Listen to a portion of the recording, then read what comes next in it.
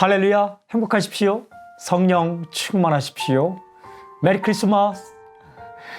오늘 큐티 본문은 다니엘 7장 15절부터 28절까지 말씀입니다. 그 가운데 18절 말씀. 지극히 높으신 이의 성도들이 나라를 얻으리니 그 누림이 영원하고 영원하고 영원하리라. 아멘. 방금 읽은 말씀은 다니엘이 본 환상에 대한 해석 이야기입니다. 다니엘이 네 짐승의 환상을 보았죠.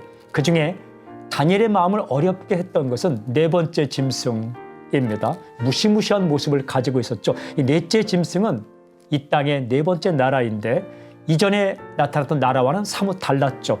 하나님을 대적합니다. 그리고 하나님의 성도들을 괴롭힙니다.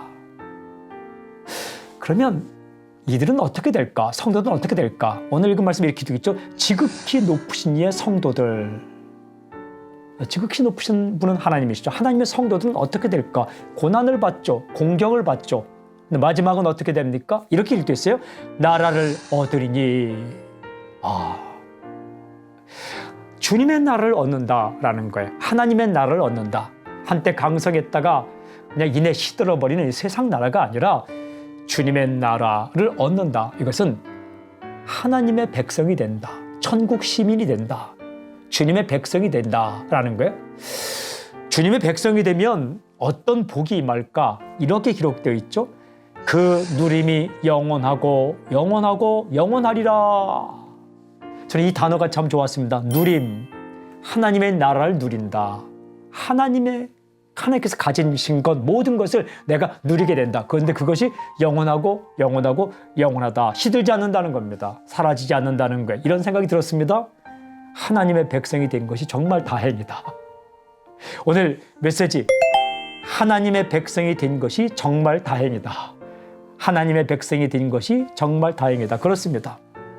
이 하나님의 백성이 되었고 하나님께서 가지신 것들을 우리가 누리게 되었다는 것, 그것이 한순간으로 끝나지 않고 영원히 지속된다는 이 사실이 오늘 감사요 다행으로 여겨지길 바랍니다.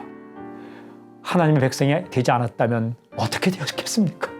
정말 다행입니다. 천국 시민이 된 것이 오늘 일생의 복 중의 복으로 다가올 수 있길 바랍니다.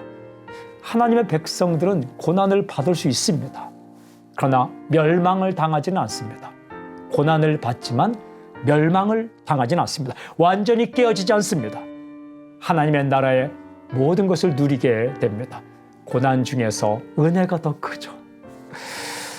오늘 이 하나님의 백성이 되었다는 사실이 다행이요, 감사요, 감격이요, 활이요, 기쁨의 이유가 될 수 있길 바랍니다.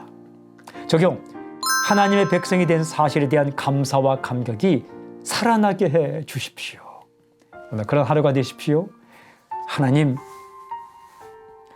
어려움이 있지만, 고난이 있지만 하나님의 자녀, 하나님의 백성이 된 사실이 오늘 새삼 감사로 느껴지게 하시고 정말 천만 다행으로 느껴지게 해 주십시오. 예수님의 이름으로 기도합니다. 아멘.